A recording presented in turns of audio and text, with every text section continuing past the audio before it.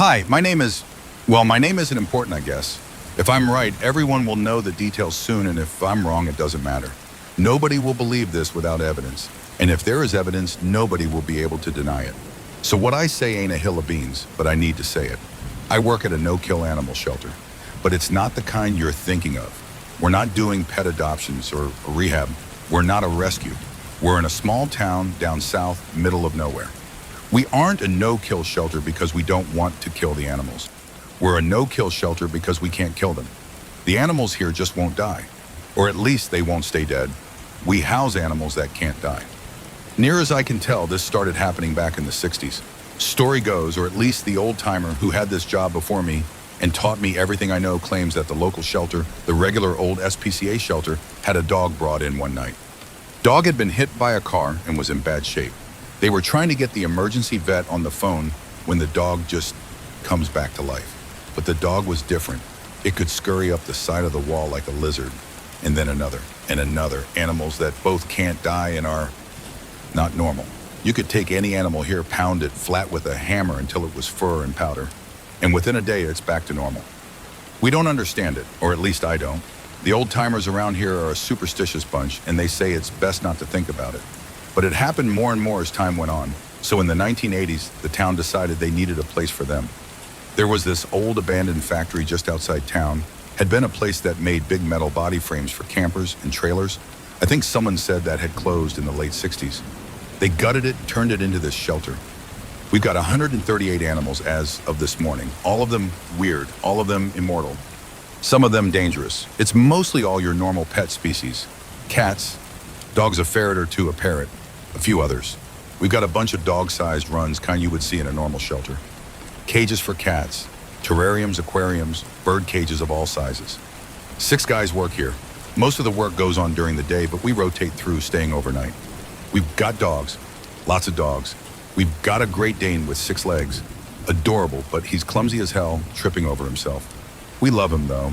There's a small mutt terrier mix we call Gigi, who's got a tongue like one of those chameleon lizards. You can hold a dog treat out 8 feet from her, and she snatches it right out of your hand with it. That always gets a laugh. A lot of cats, too. A tabby we call Phoenix is actually on the desk in the office while I'm typing this, curled up, purring, in the top of an old printer paper box with a folded up old towel in it asleep.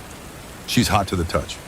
Not hot enough to burn you instantly like a stove burner, but I mean, you put your hand flat on her side and it's so hot, you'll have to pull it away after a few seconds. And I guess if you held her to someone's skin for 30 seconds or so, you'd give them a nasty burn. Amazed she doesn't set stuff on fire as much random stuff as she likes sleeping on. One of the many reasons we don't wear shorts on the job is because Phoenix likes rubbing up against people, and that's no fun with a bare leg. There's Bruce. Bruce is a common boa constrictor, about 6 feet long, actually pretty friendly as far as big snakes go. Doesn't cause us any issue, but goddamn is he creepy. His ribs all just jut out from his body about 6 inches or so, and he walks around and climbs the walls of his enclosure with them like a centipede instead of slithering like a normal snake.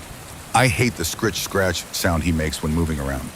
But as long as he has a warm UV lamp to bask under and a thawed rabbit every couple of weeks, he's no real problem at all. There's a flock of cockatiels, 14 of them, all the standard colors and patterns of them that you'd see in a pet store. We've got a nice big cage the size of a large closet or a small room for them. They all have an extra ridge of small feathers going down their back like a sail, and those feathers are sharp enough to cut you. And they drink blood like vampire bats. They sing pretty, though. Baron is a ferret, but he's almost 4 feet long. I mean, stretched out, he's regular ferret size as far as how big his head and limbs are, but his middle part between his back and front legs is just like 3 or 4 times as long as a regular ferret. He kills mice by construction like a snake. He regurgitates them back out like an hour or so later. We still have to feed him regular ferret food, but he gets cranky and bitey if we don't give him a mouse to eat every week or so.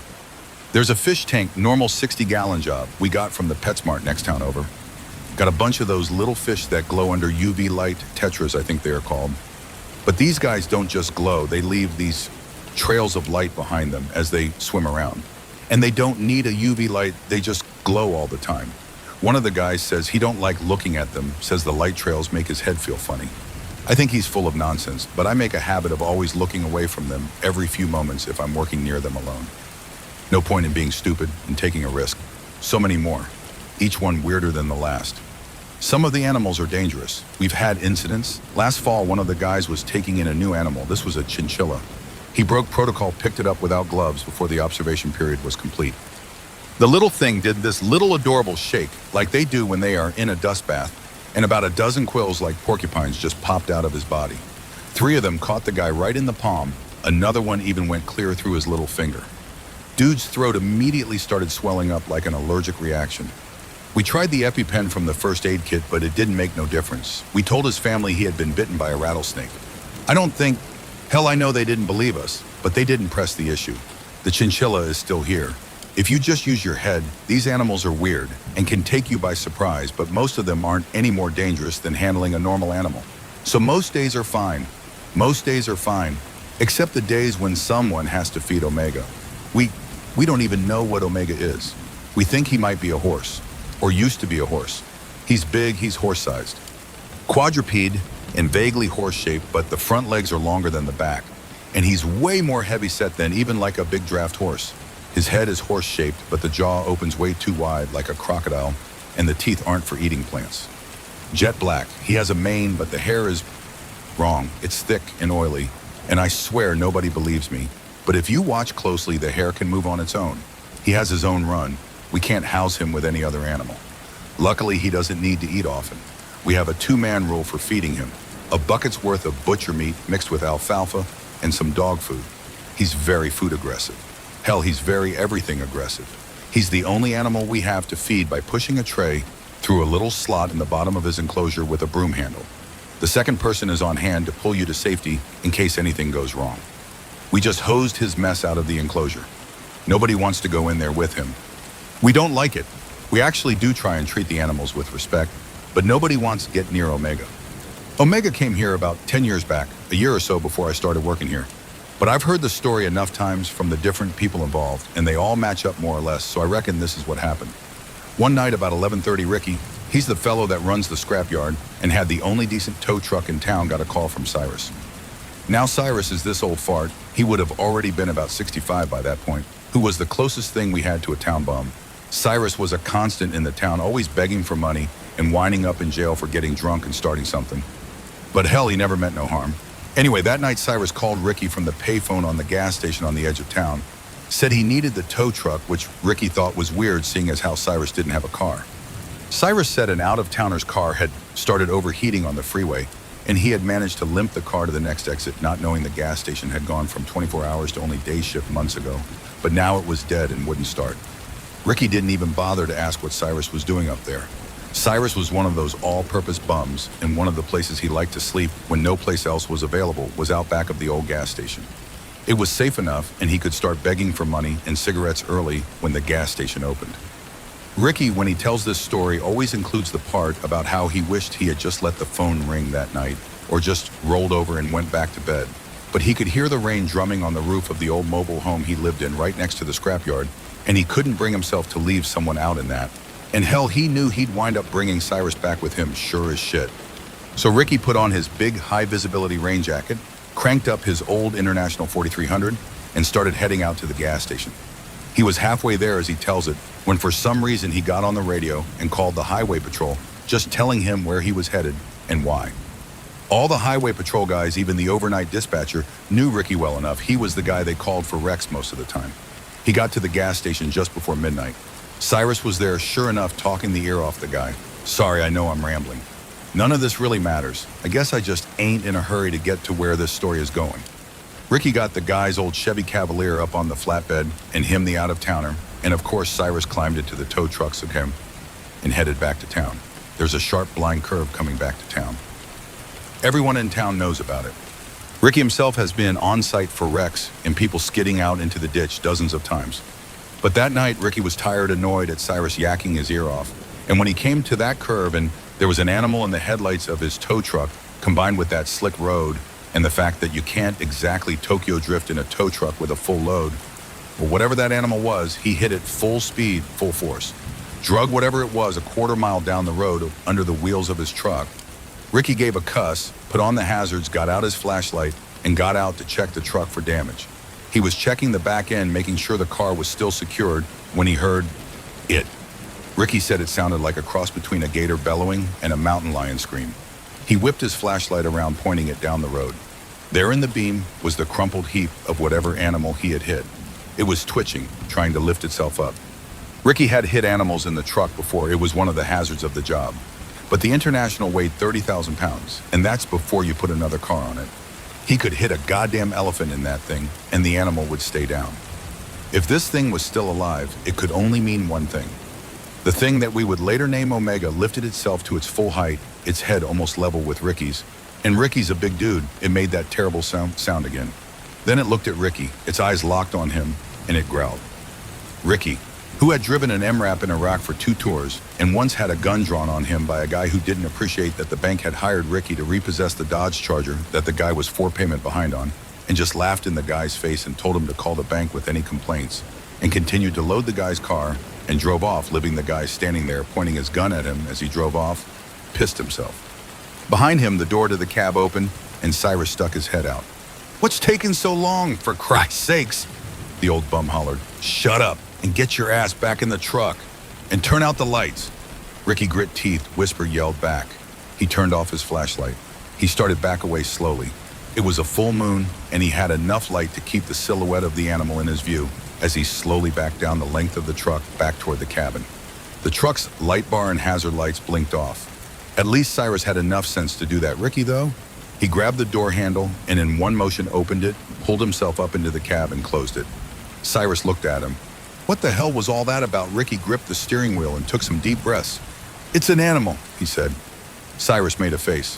"Okay," and Ricky looked at Cyrus, but then caught the look of the out-of-towner who was looking at the 2 locals like they were crazy. "Cyrus, it's one of those animals," Ricky said. That even shut Cyrus up. Ricky got on the radio. "I'm calling the sheriff." The out-of-towner finally had enough. "Okay, what is this all about? You 2 are acting really weird. What kind of animal did you hit?" Ricky sighed. "Sometimes us locals forget how weird this must be to outsiders." "Sir, I know this is weird. Trust me. Just hold tight." On the radio, the voice of the dispatcher crackled back. "Hey, Ricky, what's going on? What the hell you even doing out this late?" Ricky keyed the radio. "Yeah, Mike, I'm out at that bad dead man curve with Cyrus and a customer. I need help. I need you to wake the sheriff and at least one other guy, and better have him rouse a couple of the guys from the shelter on the way here." The radio was silent for a few moments. Then Mike's voice, now serious, came back. "Roger that, Ricky. You okay?" "Yeah, Mike, we're okay. Just get them out here, quick." "Okay." "Something about this one is giving me the creeps," Mike said. "I'll get a rush on Ricky. Stay safe," Mike said. "Thanks, Mike," Ricky said and put the radio headset back in the dash mount. "Okay, what was that all about?" the out-of-towner demanded. Mike swallowed hard. "Sir, I know this doesn't make any sense. There's a dangerous animal out there. The police and animal control will be here soon. Just stay put." He looked in the review mirror, or he couldn't see the animal. Somehow that made it worse. The out-of-towner was shaking his head. "No, this is some kind of scam. You are trying to shake me down." "Sir, I assure you nobody is trying," Ricky started to say, but the out-of-towner was already opening his door. "No!" Ricky yelled, but it was too late. The out-of-towner slammed the door and started walking down the road. "Goddamn idiot's gonna get his fool self killed," Cyrus said. Ricky reached down for the radio, intending to call Mike and tell him to put some extra hurry on getting someone out there. He keyed it, but nothing happened. He cursed. The truck was still off and had turned off the accessory power after a few minutes to save power. He cranked the engine. When he did, the headlights turned back on. The out-of-towner had only made it a few hundred feet down the road, if that. He turned around when the lights turned on his hand in front of his face. Behind him, maybe another few dozen yards down the road, Omega stepped out of the woods and onto the road. The out-of-towner, apparently still thinking he was being screwed with, shot them the finger and then turned back around. And then he screamed. It happened so fast. Ricky said ain't no right for something that big to move that fast. Omega bounded down the road, closing the distance in only a few steps, and cut the man down with one snap of those huge jaws. The man's torso was cut open from shoulder diagonally down and across his entire open body, almost cleaving the man in 2. Omega watched the man's body fall to the ground. He leaned down, sniffed it, and poked at it with his snout and pawed at it with his front leg, then leaned down and pulled a big chunk of meat away from the body. Cyrus brought his hands to his mouth. "Oh, Jesus, oh, Jesus, oh, Jesus," he repeated over and over. Ricky was fumbling with the radio. In the dark and panic, he hit the wrong button and a loud squelch of high-pitched feedback blared from the radio. On the road, Omega's head snapped up. Omega slowly stalked down the road, its attention now on the truck. Closer and closer it came. There was a terrible moment when it got close enough that Ricky and Cyrus couldn't see it over the huge hood of the truck. Then with a single bound, the creature jumped on the hood, only the windshield between it and them. Both men screamed. Omega kicked at the glass spider webbing it. What happened next happened very fast. Red and blue lights flooded the cabin. Omega turned his head, and then the shot rang out. Omega was blasted off the hood. Ricky looked over. A highway patrol cruiser was parked on the shoulder. The sheriff, an older gentleman with an old-school handlebar mustache, stood there holding the big Mossberg shotgun, the one they used to stop high-speed chases. He racked it and leveled it again. He fired again and again. Another officer took position behind the cruiser, his service pistol in hand. Another vehicle pulled up. Ricky recognized it as the old F-250 our shelter used at the time as a general-purpose vehicle. The sheriff held up a hand, telling them to stay in their vehicle. He walked up Omega, who was on the ground twitching. He put the big barrel of the shotgun against the animal's ribs, directly over the animal's heart. He pulled the trigger. The animal jerked once and fell still. The sheriff stood there for several moments, watching for any movement. Then he waved the two guys from the shelter over. "You guys okay?" The sheriff yelled at the two men still huddled in the tow truck cab. "Yes, I think we're okay," Ricky yelled back, knowing he was using a very limited definition of okay. The sheriff walked down the road to the body. He looked down, took his hat off. "Jesus, Mary, and Joseph," he muttered. "Sorry I got rambling again. I've heard this story so many times it's hard to tell it without all the parts I heard." The guys from the shelter, one of them was the old-timer who taught me, loaded Omega up on the truck. They knew they had to get him somewhere secure before he woke up again.